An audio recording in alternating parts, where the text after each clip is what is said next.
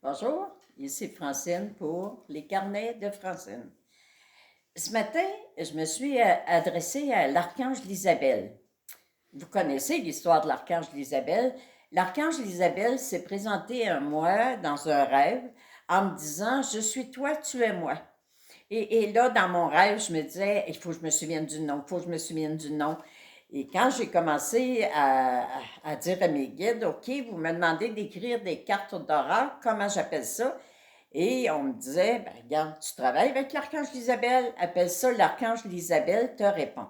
Alors, ce matin, j'ai demandé à l'archange Isabelle: dis-moi donc, quelle carte je dois choisir pour avoir un aperçu de ce que les êtres humains devraient travailler le plus dans cette année qu'on commence, dans cette nouvelle année. Et la carte qui est sortie, c'est la carte numéro 3. Carte numéro 3, communication. À force d'accumuler les émotions qui t'envahissent dans certaines situations, il devient plus difficile pour toi de te pardonner le mal que tu te fais par culpabilité. Prendre le temps d'exprimer à l'autre tes sentiments te permettront de ventiler. Alors, par cette carte, moi, l'archange Isabelle, je me permets de te connecter à ta grande émotivité qui t'empêche parfois de t'exprimer. Car, ayant été affecté par les propos de l'autre, tu as peur qu'en disant ce que tu ressens, tu lui fasses vivre à son tour un sentiment de rejet. Tu as l'impression que tes propos seront perçus comme du non-respect puisque tu oses te choisir et communiquer.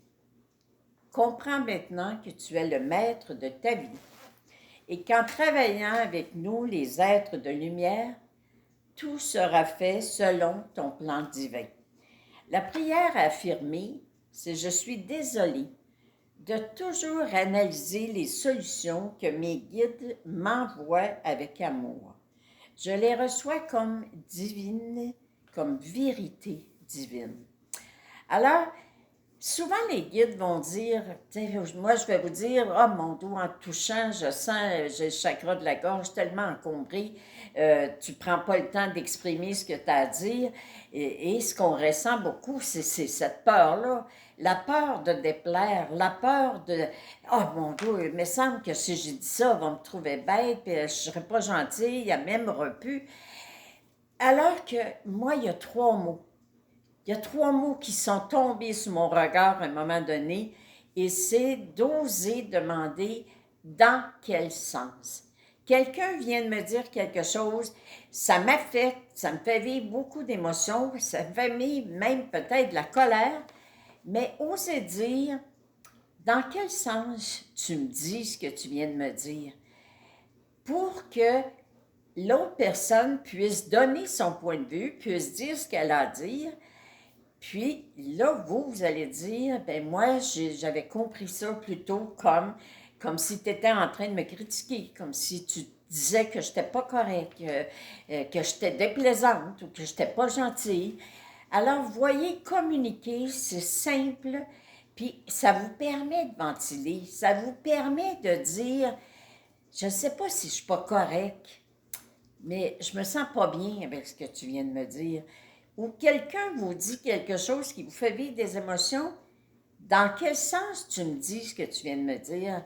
Je vous le dis, les gens nous traitent comme on se traite. Alors, si vous êtes toujours en train de vous critiquer, en train de penser que vous pouvez faire mieux, que vous faites jamais, que vous n'êtes pas à la hauteur des tâches qu'on vous confie, ben attendez-vous pas que les autres vous disent: je te félicite, tu fais du bon travail, c'est extraordinaire ce que tu fais. Alors, apprenez à communiquer. Apprenez à aller vérifier dans quel sens tu viens de me dire ce que tu me dis. Bon travail sur vous-même et surtout, avec ces 3 mots, vous allez éliminer la culpabilité qui s'installe sournoisement à l'intérieur de vous. Merci. Encore une fois, bonne année. Merci de partager. Je vous aime.